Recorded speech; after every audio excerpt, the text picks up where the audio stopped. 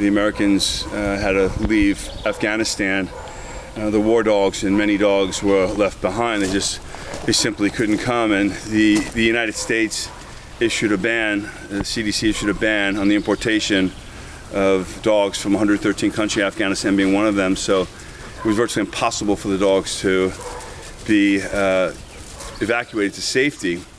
I was called upon by a coalition to fly into Afghanistan, to assess the dogs and to load them, pack them, transport them to safety, and bring a bunch of them to our amazing safe house here in Toronto.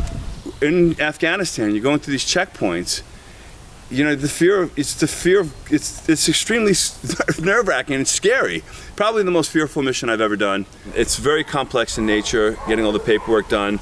And it's very complex in loading the dogs and making sure that the chips correspond, and that was what my responsibility was, make sure that the dogs are being loaded, they're being loaded safely. I'm looking at the condition of them and making sure that the paperwork matches, because when you land, customs comes and it's got to be correct. The Afghans said, you've got 30 minutes to leave, and they were going to close the airport. And that could have compromised the whole mission.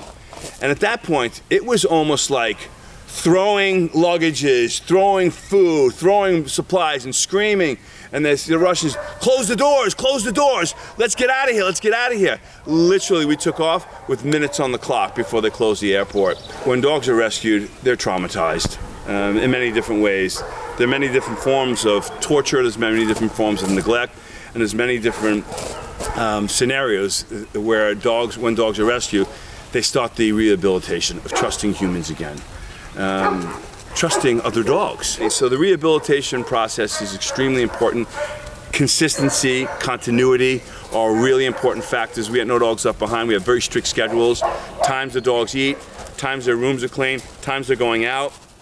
We socialize them with other dogs. We have incredible volunteers that come in. The volunteers are critical to the rehabilitation process. I just hope best of the homes, you know, we try to get them either fostered or adopted as quick as possible, you know, once they're all vetted and things, so that they can have the best of the best, right? Like, that's our goal, is find them happy homes.